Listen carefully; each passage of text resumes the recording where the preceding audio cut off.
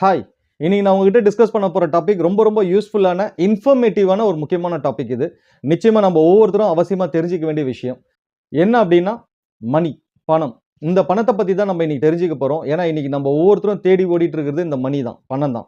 ஆனா, இந்த பணம் நம்மளுக்கு எந்த அளவுக்கு தேவைப்படுது, எந்த அளவுக்கு யூஸ்ஃபுல்லா இருக்கு, இதெல்லாம் வந்து வரதுக்கு நம்ம கைக்கு இந்த பணம் வரதுக்கு என்னெல்லாம் காரணமா இருக்கு, இத பத்திலாம் நம்ம இன்னைக்கு தெரிஞ்சுக்க போறோம். டைம் வேஸ்ட் பண்ணாம let's get into the video. Hi, hello, welcome to limelight media Tamil. நான் உங்கள் MKR.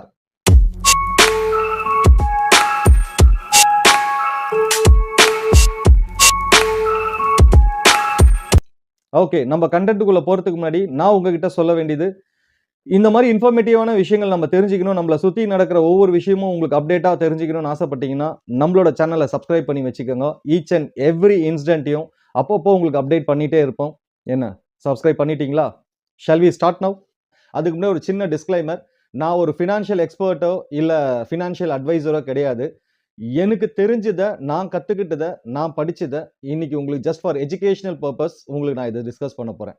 நம்ம ஒவ்வொருத்தருமே காலையிலேருந்து சாயந்தரம் வரைக்கும் கஷ்டப்படுறது எதுக்குன்னா இந்த பணத்துக்காக தான். இந்த பணத்தை தேடி தான் ஓடிட்டு இருக்கிறோம். ஆனா இந்த பணம் நம்மளுக்குள்ள எப்படி சர்க்குலேட் ஆகுது, கவர்மெண்ட் அதை எப்படி நம்ம கிட்ட கொண்டு வந்து சேர்க்கிறாங்க, இது என்னைக்கா நம்ம யோசிச்சிருக்கிறோமா?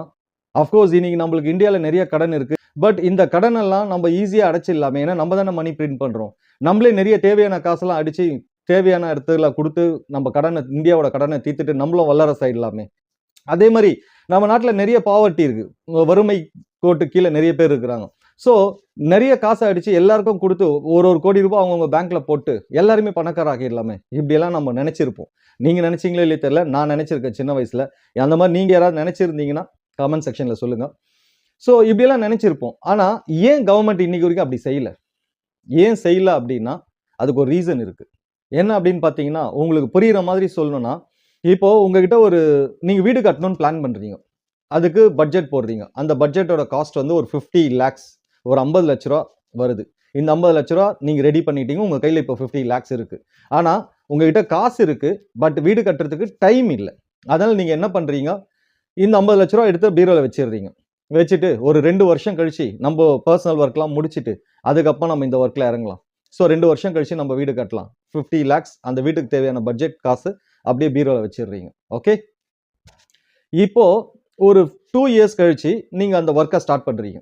அந்த 50 lakhs எடுத்துட்டு மார்க்கெட் போறீங்க. ஆனா ஆல்ரெடி நீங்க ரிசர்ச் பண்ணி எல்லாத்தையும் கேட்டு அதுக்காக தான் அதுக்கான பட்ஜெட் தான் நீங்க போட்டு வச்சிருக்கிறீங்க. பட் இப்போ நீங்க போகும்போது உங்களுக்கு கிட்டத்தட்ட 70 லட்ச ரூபாய் ஆகுது. 50 லட்ச ரூபால பட்ஜெட் பிளான் பண்ணுது. இப்போ நீங்க கட்ட ஸ்டார்ட் பண்ணீங்கன்னா உங்களுக்கு தேவைப்படுற பட்ஜெட் வந்து 70 lakhs. அப்போ 20 லட்ச ரூபாய் ஷார்டேஜ் ஆகுது. என்ன காரணம்? இதுக்கு பேர் தான் இன்ஃப்ளேஷன். அதாவது தமிழ்ல எக்ஸாக்டா சொல்லணும்னா பணவீக்கம். நம்மளுக்கே தெரியாம நம்ம பாக்கெட்ல இருந்து, நம்ம பீரோல இருந்து ஒருத்தன் வந்து 20 லட்ச ரூபாய் திருடுறான் அப்படின்னா அது வேற யாரும் இல்ல, இன்ஃப்ளேஷன். ஸோ பணத்தோட மதிப்பு வந்து வருஷத்துக்கு வருஷம் கம்மி ஆயிட்டே வருது. இதுக்கு காரணம் என்ன? நம்ம ஜிடிபி. ஜிடிபின்றது என்ன? Gross domestic products. அதாவது நம்மளோட உற்பத்தி திறன். நம்ம நாட்டில் எவ்வளவு உற்பத்தி ஆகுது, அதுல இருந்து அது ஒரு 2 to 3% தான் வந்து நம்மளால மணி பிரிண்ட் பண்ண முடியும். இது உங்களுக்கு கிளியரா புரியுற மாதிரி சொல்றேன். இப்போ பணவீக்கம் என்னன்றது தெரிஞ்சுக்கிட்டீங்க இல்லையா? இப்போ ஏன் நிறைய காசு அடிக்க முடியாதுன்றதுக்கு நான் ஒரு எக்ஸாம்பிள் சொல்றேன். ஒரு சின்ன ஊர் இருக்கு, ஒரு 50 வீடு இருக்கு அந்த இடத்துல. இது நீங்க ஒரு கண்ட்ரியா நினைச்சுக்கோங்க, ஓகேவா? ஒரு 50 வீடு இருக்கு. இந்த 50 வீட்டுல ஒரு கால் டாக்ஸி டிரைவர் இருக்கிறாரு, ஒரு ஆட்டோ டிரைவர் இருக்கிறாரு. இந்த கால் டாக்ஸி டிரைவர் ஒரு சிவான்னு வச்சுக்கோங்க. கால் டாக்ஸி டிரைவர் பேர் சிவா, ஆட்டோ டிரைவர் பேர் சதீஷ். 2 பேர் இருக்கிறாங்க. இப்போ இங்க வந்து டெய்லி இந்த ஆட்டோவையும் கால் டாக்ஸி யூஸ் பண்றவங்க யாருன்னு பாத்தீங்கன்னா ஒரு 10 பேர் இருப்பாங்க.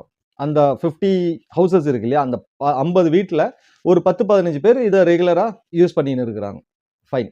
இப்போ கவர்மெண்ட் வந்து அந்த அந்த நாட்டோட கவர்மெண்ட் வந்து எல்லார் அக்கௌண்ட்லயும் 1 கோடி ரூபாய் 1 கோடி ரூபாய் இந்த 50 ஃபேமிலிக்கும் போட்டுடுச்சுன்னு வச்சுக்கோங்க. இப்போ என்ன பண்ணுவாங்க? இப்போ ஒரு 5 பேர் 6 பேர் 10 பேர் போயிட்டு இருந்த இடத்துல எல்லாருமே இப்போ காசு கையில இருக்கும்போது நம்ம எல்லாம் என்ன நினைப்போம்? யாராவது கவர்மெண்ட் பஸ்ல போவாங்களா, பைக்ல போவாங்களா? இல்ல. ஆப்வியஸ்லி ஒரு கால் டாக்ஸில போலாமே, இல்ல ஒரு ஆட்டோல போலாமே, இல்ல காரே சொந்தமா வாங்கலாமே, இப்படிதான் யோசிப்போம் இல்லையா? இப்போ என்ன ஆகுது? இங்க சதீஷ் ஆட்டோ டிரைவர் இருக்கிறாரு, இங்க சிவா கால் டாக்ஸி டிரைவர் இருக்கிறாரு. இவங்களுக்கு ரெகுலரா சில கஸ்டமர்ஸ் இருப்பாங்க.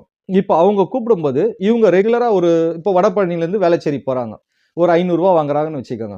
இது ரெகுலரா ஓட்டுற கஸ்டமர்ஸ்க்கு இவங்க ஒர்க் பண்ணிட்டு இருக்காங்க. இப்போ அந்த கஸ்டமர் கூப்பிடும்போது இப்பதான் இங்க எல்லாருமே பணக்கார ஆயிட்டாங்களே. இப்ப இவங்களுக்கும் ஆட்டோ தேவைப்படுது, கால் டாக்ஸி தேவைப்படுது.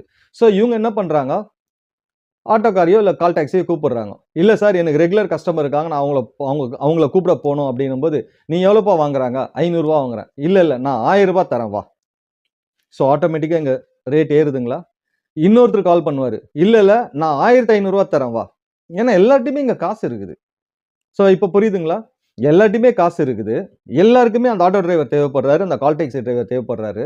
ஆனா இங்க ஆட்டோமேட்டிக்கா டிமாண்ட் வந்து ஜாஸ்தி ஆக அவங்களோட காஸ்டும் ஜாஸ்தி ஆயிட்டே போகுது. இதுதான் நடக்கும். இதுக்கு ஒரு சின்ன எக்ஸாம்பிள் சொல்லணும்னா, எக்ஸாம்பிள்ல நடந்த இன்சிடென்ட்டே சொல்றேன். ஜிம்பாப்வே ஜிம்பாப்வே நாடு பத்தி தெரிஞ்சிருக்கும் இல்லையா?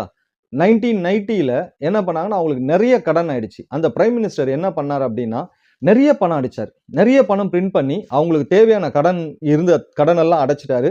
மக்கள்கிட்ட நெறைய மணிய சர்க்குலேட் பண்ண விட்டாரு. $1 ட்ரில்லியன் அடிச்சிருக்காங்க அவங்க. சோ மக்கள்கிட்ட சர்க்குலேட் பண்ண விட்டாரு. எல்லார் கையிலயும் காசு நெறைய இருக்கு. ஆனா, அங்க அவங்களுக்கு தேவைகள் அதிகமாவுது. ஆனா, அது தேவைகள நிறைவேத்துற அளவுக்கு அங்க கூட்ஸ் இல்ல. ஒரு பால் பாக்கெட் ஒவ்வொரு நாளுக்கும் டபுள் டபுளா மாறிட்டே போயிருக்கு. ஏறிட்டே போயிருக்கு ரேட். ஐ மீன் இன்னைக்கு ஒரு ரூ. 100 குடுத்து வாங்குன பால் பாக்கெட் மறுநாள் ரூ. 200, அதுக்கு மறுநாள் ரூ. 300, அதுக்கு மறுநாள் ரூ. 400 இப்படி ஏறிட்டே போயிருக்கு. So demand and supply.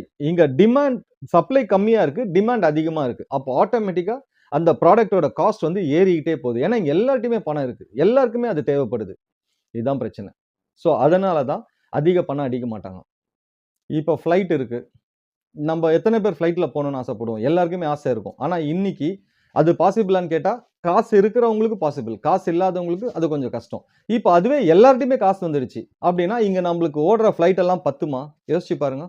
எல்லாருமே பணக்காரங்களா இருக்கோம். எல்லார்கிட்டயுமே காசு இருக்குது. அப்போ ஒரு நாளைக்கு 100 பேர் போற இடத்துல 1000 பேர் வெளிய போவாங்க, வருவாங்க. அத்தன பேருக்கும் ஃப்ளைட் சப்ளை பண்ண முடியுமா? யோசிச்சு பாருங்க. அப்போ அங்க ஆட்டோமேட்டிக்கா ரூ. 10,00,000 ஒரு ஃப்ளைட் டிக்கெட் இருக்குன்னா, அது ஆட்டோமேட்டிக்கா ரூ. 20,00,000 30,00,000 ஏறும்.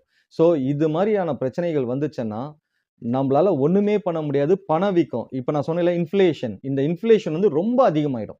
பணத்தோட மதிப்பு டோட்டலா கம்மியாயிடும். சோ இதுதான் பிரச்சனை. அதனால தான் நெறைய மணி பிரிண்ட் பண்ண மாட்டாங்க. இப்ப சில பேருக்கு மைண்ட்ல ஒண்ணு ஓடும். என்னன்னா, ஏன் இங்க பத்தலன்னா நம்ம வெளிநாட்டுல இருந்து இறக்குமதி பண்ணிக்கலாமே, இம்போர்ட் பண்ணிக்கலாமே அப்படின்னு சொல்லிட்டு. ஆஃப் கோர்ஸ் இம்போர்ட் பண்ணலாம். பட் அதுல என்ன டிஃபிகல்டீஸ் இருக்கு யோசிச்சு பாருங்க. இப்போ ஒரு எக்ஸாம்பிள் சொல்றேன். நம்மளுக்கு வந்து ஒரு ரெகுலரா நம்ம வந்து ஒரு 5 டன் தக்காளி இறக்குறோம். ஓகேங்களா? வெளியில இருந்து 5 டன் தக்காளி வாங்குறோம். இப்போ இங்க வந்து நம்மளுக்கு தேவைப்படுறது கிட்டத்தட்ட 100 டன். நல்லா யோசிச்சு பாருங்க. இங்க எல்லாருமே பணக்காரா இருக்காங்க. எல்லார்ட்டயுமே காசு இருக்கு. எல்லாருக்குமே எல்லாமே தேவையா இருக்கு. அப்போ இது ஒரு எக்ஸாம்பிள்க்கு தான் சொல்றேன். எல்லாருக்கும் எல்லாமே தேவையா இருக்கு.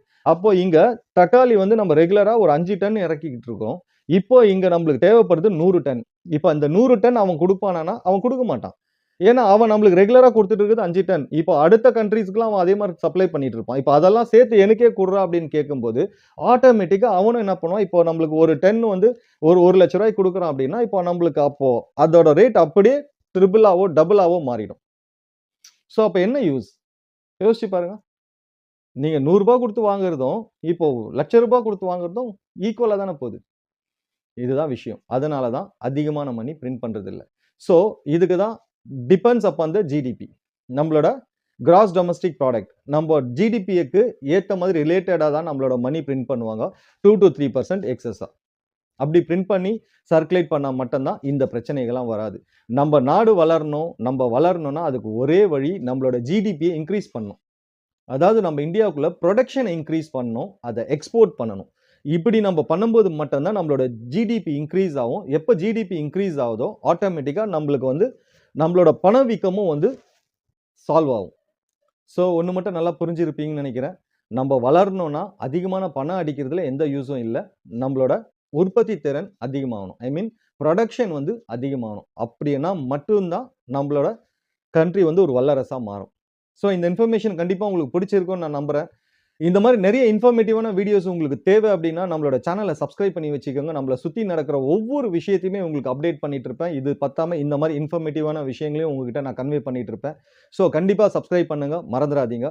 நாங்க அப்பதான் நீங்க பண்ற ஒரு ஒரு சப்ஸ்கிரிப்ஷனும் தான் எங்களோட ஒவ்வொரு வீடியோஸ்க்கான ஒரு பெரிய மோட்டிவேஷன். இப்ப அடுத்த வீடியோ உங்களுக்கு ஒரு பெஸ்டன் வீடியோவா நான் குடுக்கணும்னு எக்ஸ்பெக்ட் பண்ணிட்டு இருக்கேன். ஸோ இந்த சேனல்ல நீங்க எத்தனை பேர் சப்ஸ்கிரைப் பண்றீங்க, எத்தனை பேர் லைக் பண்றீங்களோ அத பொறுத்து தான். இத விட இன்னொரு இன்ஃபர்மேட்டிவான இதோட ஒரு பெஸ்ட்டான வீடியோ நான் அடுத்தது ரெடி பண்ண போறேன். ஸோ மறந்துடாதீங்க, சப்ஸ்கிரைப் பண்ணிடுங்க.